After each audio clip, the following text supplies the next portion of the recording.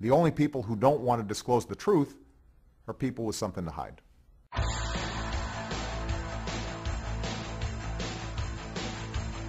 Hey America, well the time is right now for the Steve Malsbury Show. What we need to continually bring to the fight for freedom are the facts.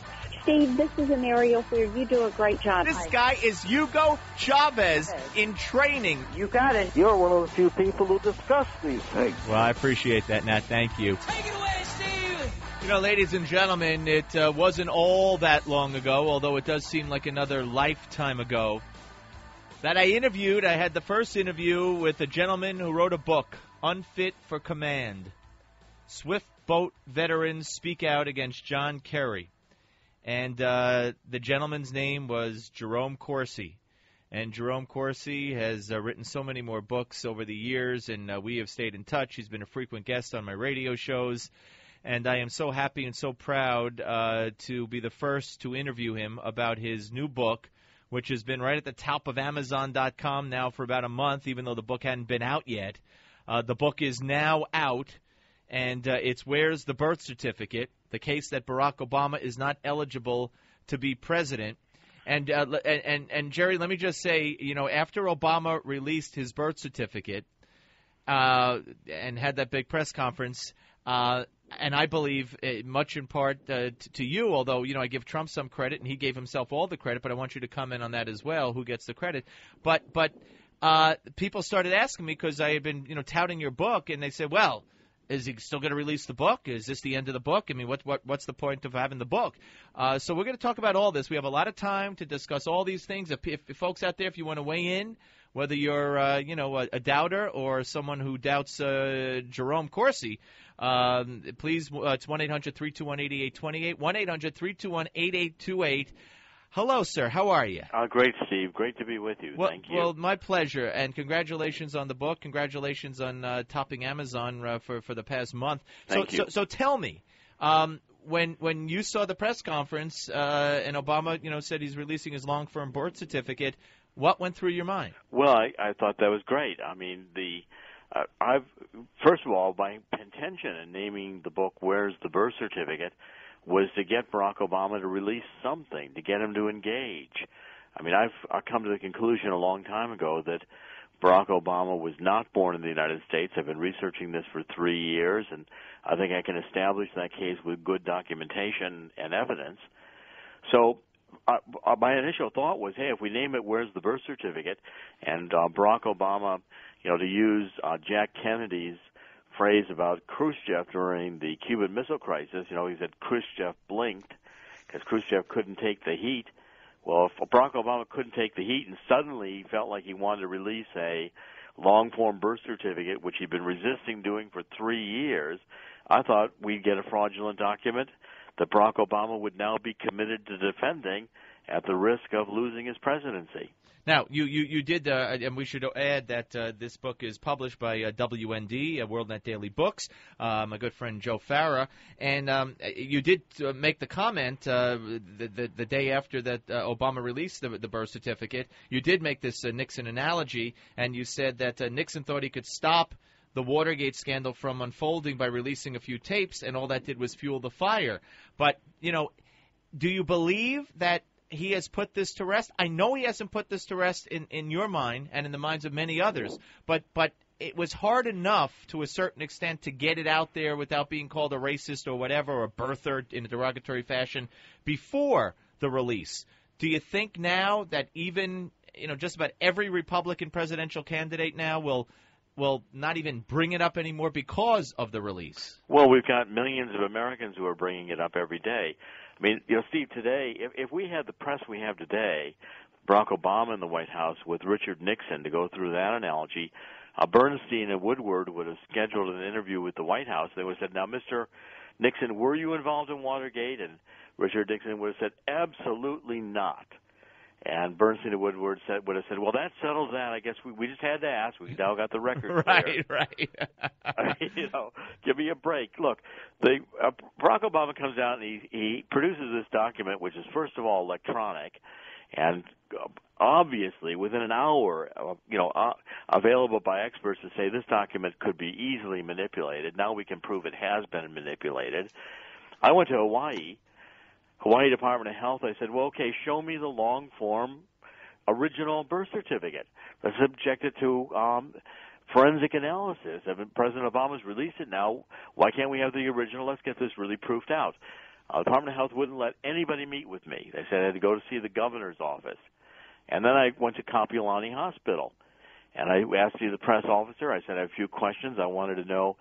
I'm sure they were then going to be happy to release Ann Dunham, the mother's patient records, which, by the way, I know they don't have. I've known this for 3 years. And what Kapiolani Hospital did was they said if I didn't vacate the premises, they were going to call the police. I say, wait a minute, there's a cover-up still going on.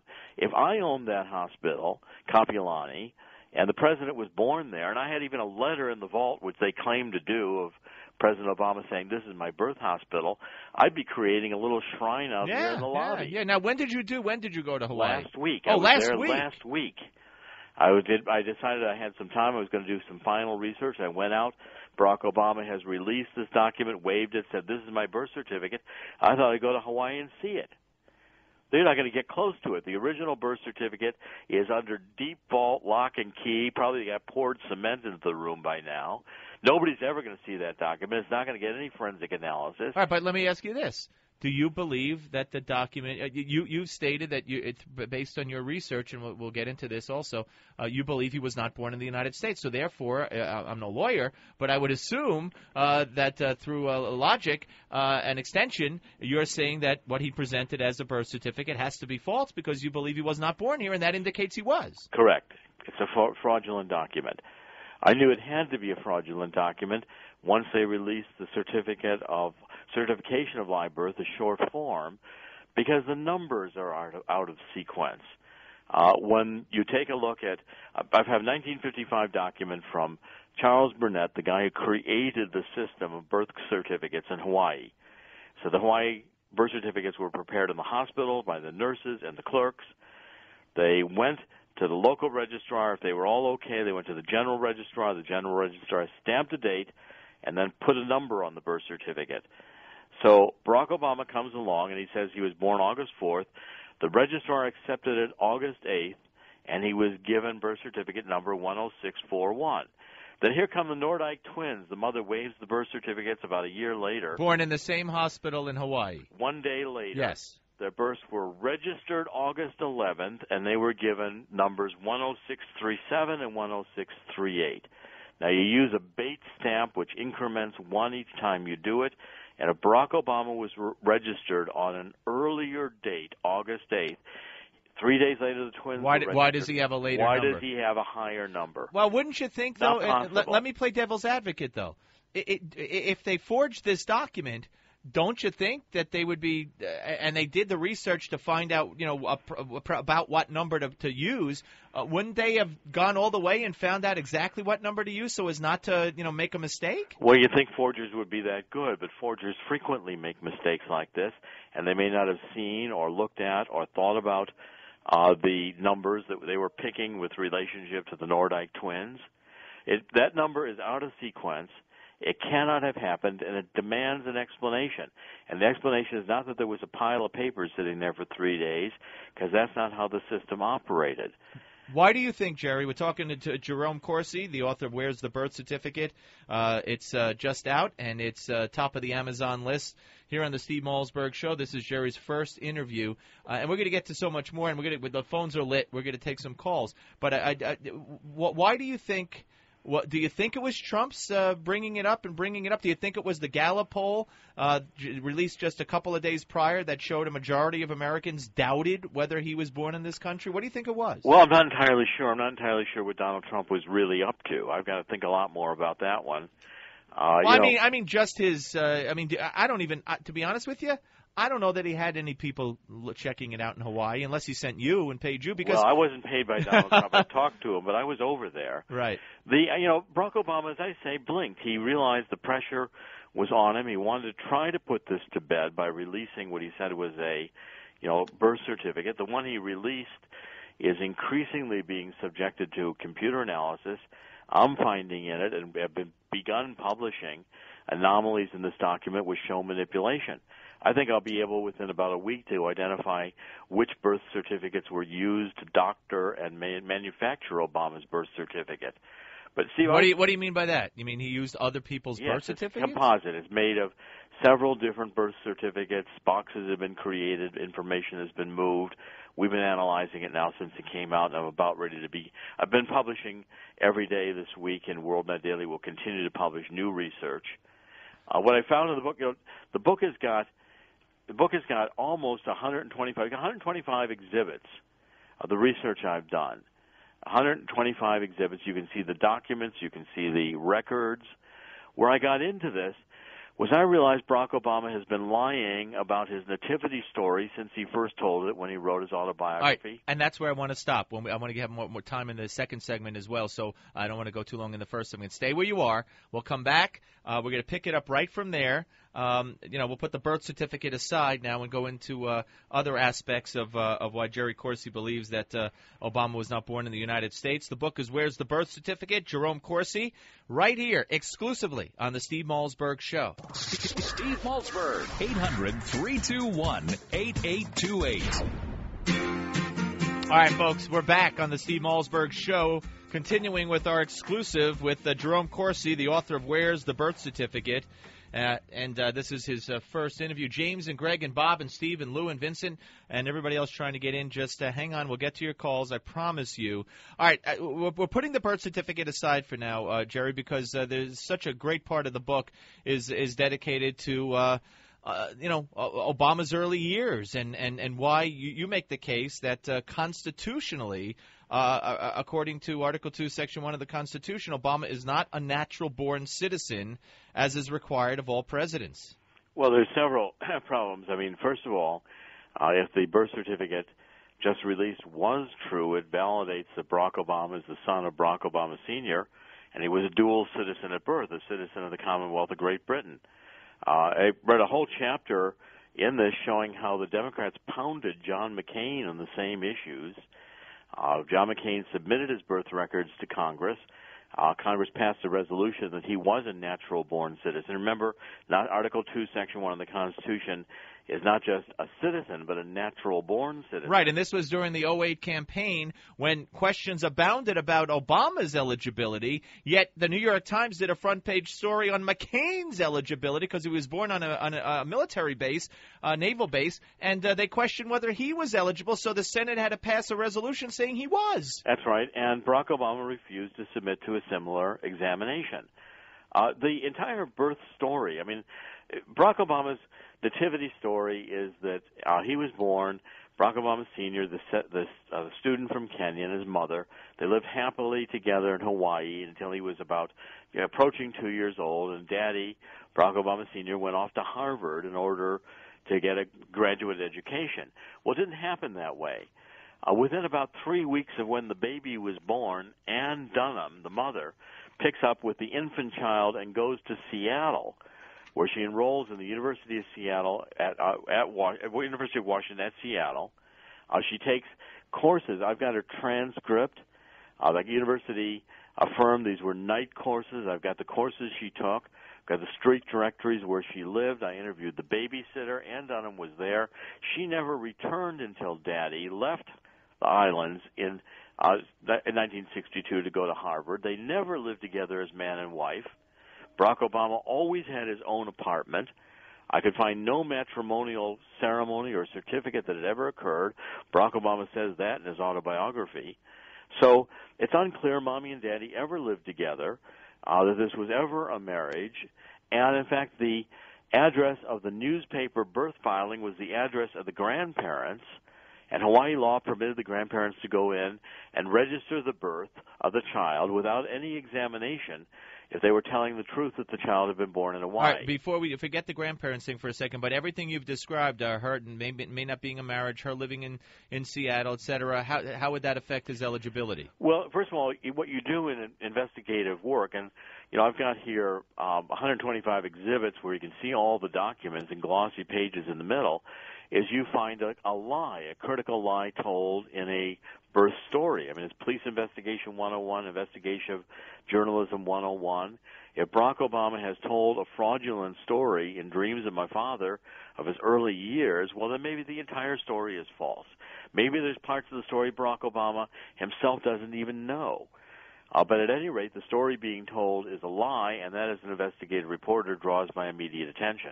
All right. Now, as far as the parents not being married, are you of the belief that it's possible that Barack Obama Sr. was not Barack Obama's father? Well, it's possible. Remember, I also went to Kenya, and I've gotten now a trove of Kenyan internal documents. Many Kenyans have continued to work with me.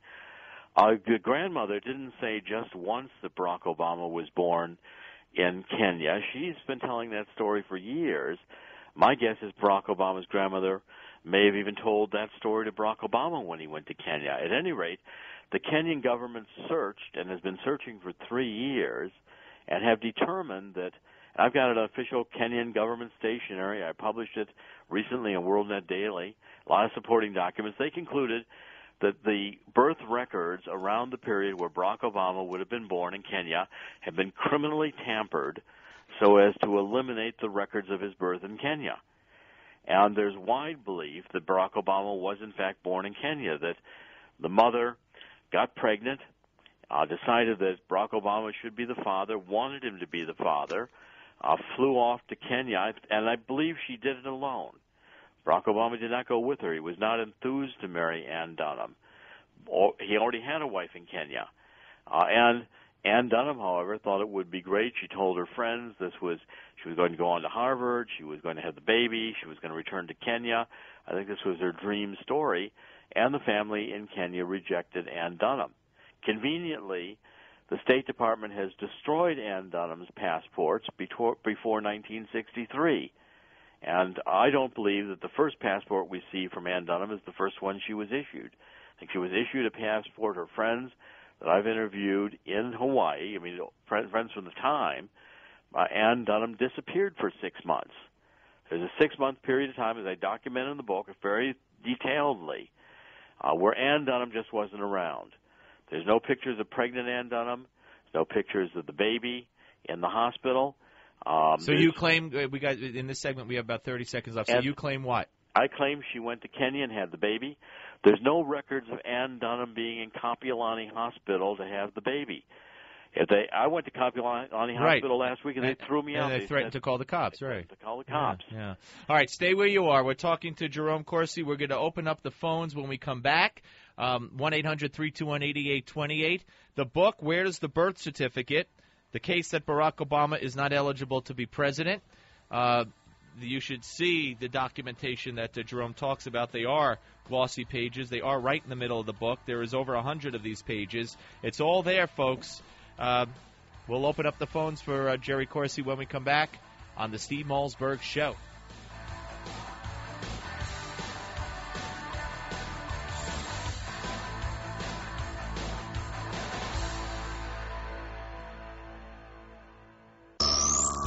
Steve Malzberg, 800-321-8828. Yes, we are back. Steve Malzberg continuing our exclusive, the first interview with the man, Jerome Corsi, the author of Where's the Birth Certificate. It's been the top of the Amazon charts since before it came out. Now it's out. The case that Barack Obama is not eligible to be president. A couple of questions and right to the phones, Jerry. First of all, on the birth certificate that the president released, there was some talk about the fact that for the father's race, it said African. And there was some talk that wasn't used back then, or that wouldn't be right or typical. Is that any validity to that? Well, it's very unusual, and Hawaii was trying to at that time comply with standards from the U.S. Census, and African is not a typical race, it's a nationality designation. I've had emails and discussions with Hawaii officials in the Department of Health at that time, and they don't have any recollection of African ever being used as race. Also, the age of the father, Barack Obama Sr., listed on this birth certificate is wrong. He was not 25 years old when Barack Obama was born. He's 27 years old. Now, how's the father listed his wrong age? Yeah, I mean, that's interesting. Now I- religion was left blank, right? Yes, and I've got I've got 4 or 5 different discrepancies in the information in this birth certificate. Stanley Ann Dunham signing her name Stanley in parentheses, her first name. I'm looking for other instances where she ever did that, and it looks to me like the discrepancies that are in this information that was placed on this birth certificate are another indication that the birth certificate is fraudulent.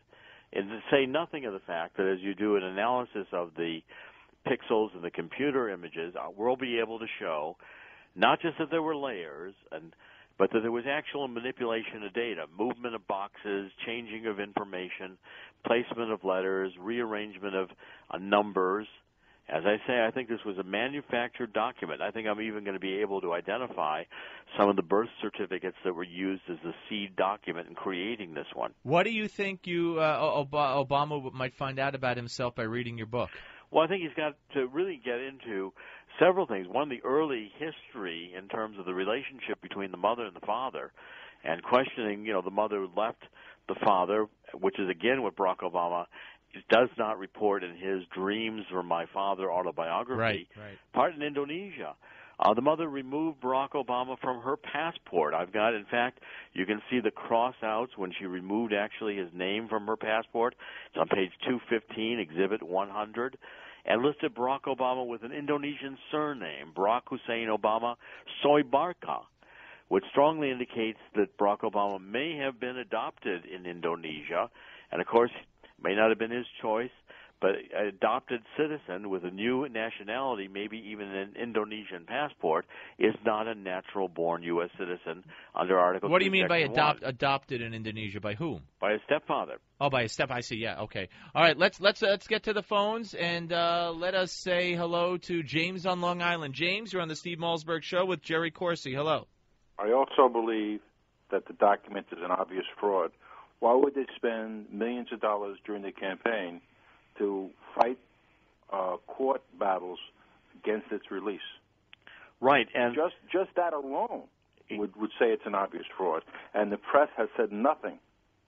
All right, James, let him answer. Thank you, James. I think James is right. Look, you just had on Lieutenant Colonel Lakin, yes, who earlier today, yes, went to prison, and Barack Obama a few weeks later releases this document. I mean, that's unconscionable. If this document were available and not fraudulently manufactured 3 years ago, why didn't Barack Obama release it instead of the Certificate of Live Birth, the short form? We spent 3 years arguing that the short form was all that Hawaii had, all they could release.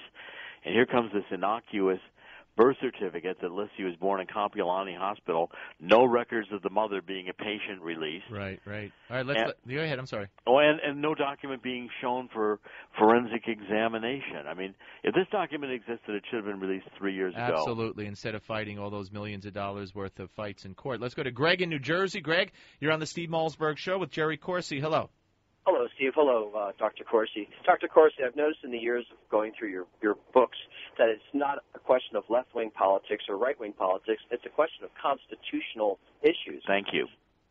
You're more than welcome. And what I have is just say that Barack Obama was indeed born in Hawaii. Right. And his mother is a U.S. citizen, but his father is a Kenyan national. Is he still eligible to be president? No, because he's a dual citizen at birth. And dual citizens at birth, as I argue in the book, were never intended by our founding fathers to be natural-born citizens. In fact, Barack Obama co-sponsored the resolution Congress passed for John McCain that specified John McCain had 2 U.S. parents. Barack Obama did not have 2 U.S. parents. He should not have been qualified to be president as a dual citizen. Well, that's not even a question, right? I mean, no, we know that his father was not an American citizen. Steve, what I document in the book, and I've got it on one of the pages in the exhibits, when Barack Obama put that in his campaign website, and then the State Department picked it up and put it on their website, that Barack Obama was a dual citizen at birth, I wrote about it in WorldNet Daily, and the State Department erased it. Well, they thought it was a good thing.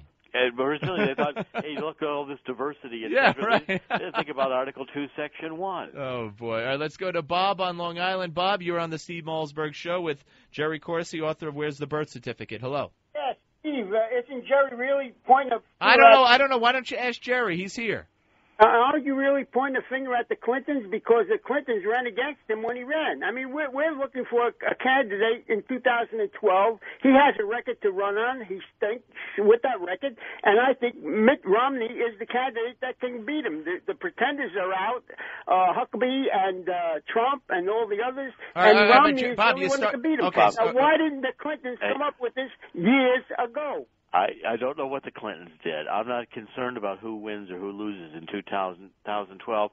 I'm concerned about the truth, and my argument is that Barack Obama, when the truth is known, is not eligible to be president, and the birth certificate produced on April 27th is fraudulent, and he needs someone is going to have to pay for creating fraudulent documents. We go to Stephen on Long Island. Thank you, Bob. Stephen, you're on the Steve Malzberg Show with Jerry Corsi. Hello. Hello, yes, I was wondering if you could address two issues. One, is this correct? Did Kenya become a country officially in 1963? Yes. Yet his father was born 27 years earlier in Kenya. Yes, and in fact, the way Kenya is listed on the birth certificate is another problem because, again, Kenya was not, at that point, as part of the British Commonwealth. Right. Now, and again, people have asked about the hospital. The hospital was listed the way the hospital is listed. I've looked at birth certificates from the period. By the way, the Hawaii Department of Health is still doing a cover-up. We can't see the birth certificates in sequence. We can't see a series of birth certificates. They won't release them. This document does not look typed. It is not regularly left margin justified the way it would normally be with a typewriter, and the fields look more randomly placed. They don't look like they were tabbed in, and I can compare it with the few that I do have to show the typewriting nature of the other documents, and when we analyze it, the character placement by computer internally within Barack Obama's document. All right, thank you very much, Steve. Appreciate it. Let's go to Vincent in New York. Vincent, go ahead for Jerry, sir. Okay. Obama has refused to release his academic and medical records, among other things. Is that related in any way to this eligibility issue? Absolutely. In fact, I've got the book, I devote a whole section to it, Appendix A, has about 20 pages, a list of all the records Barack Obama won't release, his passport records, even his kindergarten records, his adoption records if they exist. We don't have any school records or any grades, not at Punahou, the high school, not at Occidental, not at Columbia, no State Department passport or travel records. We don't have his Columbia University records. I mean, all these things are relevant. What about if his passport records show that he had an Indonesian passport? I mean, what did he travel to go to Pakistan on? And what kind of aid, if any, did he get to go to Was college? he a foreign exchange student? He was rooming with Pakistani students at Occidental. Usually colleges don't put together U.S. students with foreign exchange students. And by the way, we don't have a complete record of even all the countries Barack Obama has been to. We don't have his passport or travel records, don't have his medical records. I mean, the records go on. There's almost 20 pages of records from Barack Obama that he has refused to release to the public. All right, stay where you are. One more segment with Jerome Corsi. When we come back, we'll squeeze in some more of your calls, 1-800-321-8828 on the Steve Malzberg Show. 800-321-8828. Steve Malzberg. All right, ladies and gentlemen, we are back on the Steve Malzberg Show. One final segment with the author of Where's the Birth Certificate by Jerry Corsi. The book is now out and available at all the usual places, and it's published by WND Books, WorldNet Daily, my friend Joe Farah. And let's get to a couple of more phone calls, shall we? And let's say hello to Lou in Martinsville. Hello, Lou. Hello, gentlemen. I have a question. Perhaps in 1959, when Hawaii became a state, there's a possibility that people were allowed to backdate the birth certificates by. Well, let me start over. In '59, it became a state.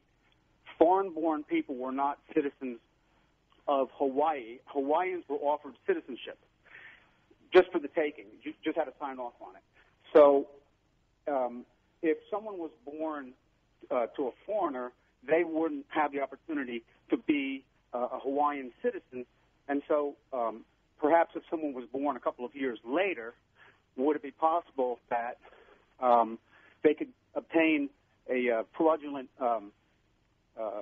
certificate to show that their child is a citizen, even though they were born before? All right, what about it, Jerry? Yes, in Hawaii in 1959, in some instances even today, certainly 1961, President Obama was supposed to have been born in Hawaii.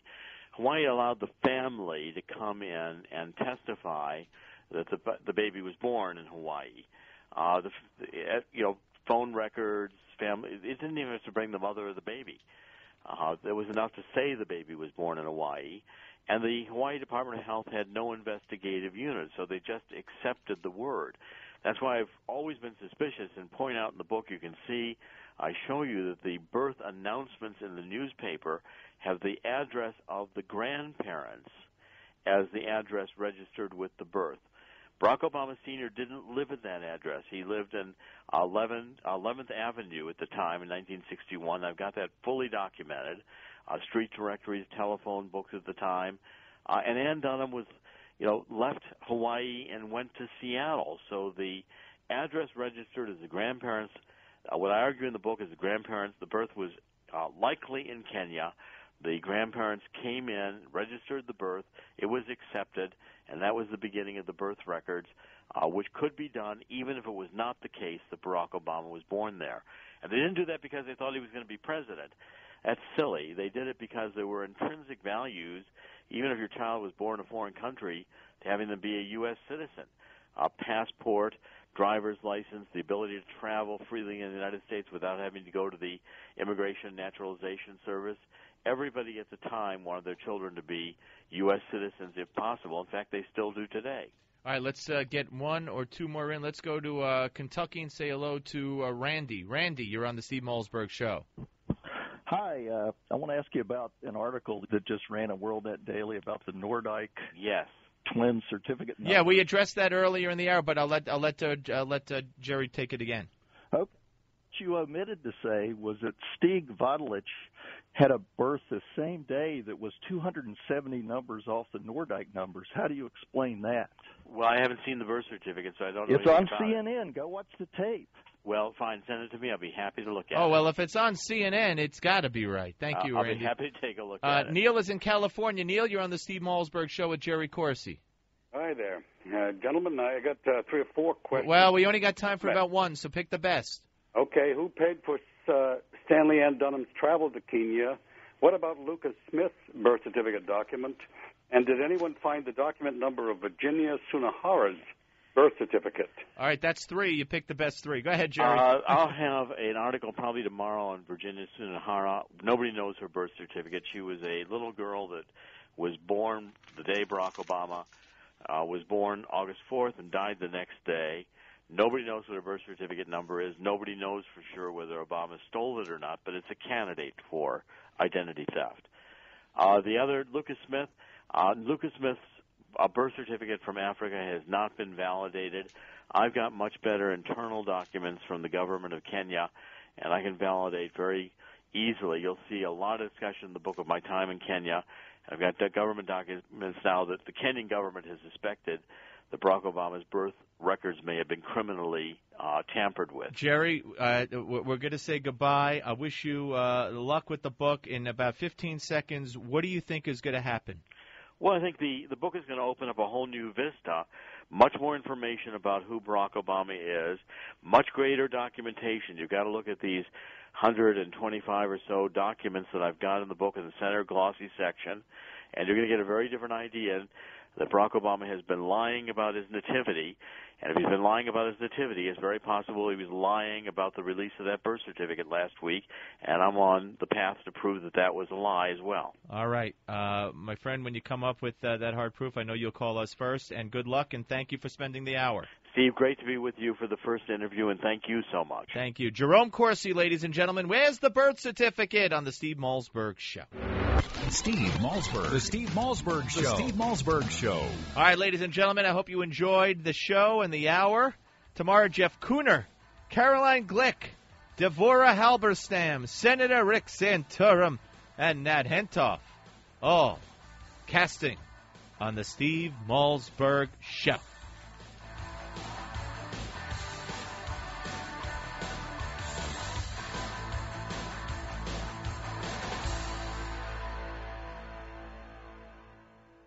The only people who don't want to disclose the truth are people with something to hide.